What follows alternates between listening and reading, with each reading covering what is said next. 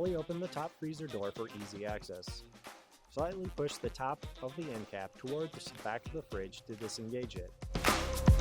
Once disconnected, carefully remove the end cap. Position the bottom of the new end cap so it aligns with the tabs on the top of the fridge. Gently push the end cap into the grooves until it snaps securely in place.